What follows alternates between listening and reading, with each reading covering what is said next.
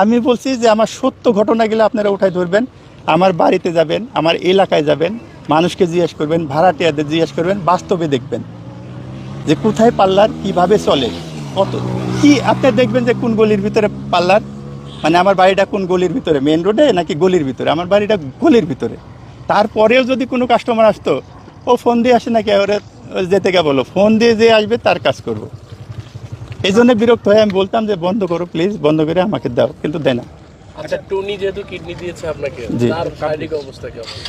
Kidney যারা দেয় তাদের হচ্ছে যেমন বাচ্চা হইলে অপারেশন করলে, অপারেশন শুকাই গেলে ভালো হয়ে যায়, কিডনিটা তাই একই রকম। একটা কিডনি যদি আপনার থাকে, একটা কিডনি যদি সুস্থ থাকে, তো ওই কিডনিটাই আপনাকে সারা জীবন চালিয়ে নেবে, যেহেতু আপনার নিজের কিডনি ওটা তো কোনো এফেক্ট নাই, ওটা পরিপূর্ণ ভালো। একটা কিডনি দিয়ে মানুষ খুব সুস্থভাবে চলতে পারে। তো 2 মাস বা 2.5 মাস লাগে, এটা অ্যান্টিবায়োটিক খেলে এটা শুকিয়ে যায়, তারপরে সুস্থ থাকে। এটা হচ্ছে যারা দিবে তাদের। আর যারা নিবে তারা তো রুগী, তাদের অনেক প্রবলেম থাকে। এই প্রবলেমটা এবং কিডনিটা তার, যেমন আমার শরীরে ওকে নিতে চায় না, ওই কিডনি নিতে চায় না। আমি এই যে পাওয়ারফুল ওষুধগুলো খাচ্ছি, এই কিডনিটাকে মানে শরীরে এক্সটেপ করাচ্ছে আর কি, মানে ধাক্কা দিয়ে রাখতেছে এই ওষুধগুলা। ঠিক আছে, কোনো শরীরে আর একটা কিডনি নিতে চায় না, শরীর নিতে চায় না, তখন এই ওষুধগুলা খাইয়ে তাকে রাখে। তো আমারও তাই। আসলে ফালতু পার্লারে ব্যবসা আছে, বললাম তো যে 8,000 টাকা, আমি বলছি যে আমার রুম ভাড়া পাবো 8,000 টাকা, এটা তো আমার চলবে, তোমার ব্যবসার দরকার নাই, তো তোমার পার্লার দরকার নাই, তুমি রেস্ট নাও। কিন্তু সে এটা ছাড়বে না।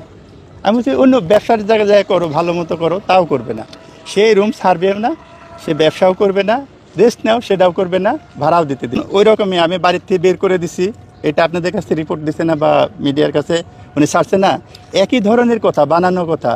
সে ভাড়া নিচ্ছে, সে খাচ্ছে, সে মাস্তানি করতেছে নাচতে, অথচ বলতেছে আমি বাসা থেকে নাকি বের করে দিচ্ছি, আমি জেলে আর মেডিকেলে পৌঁছতেছি।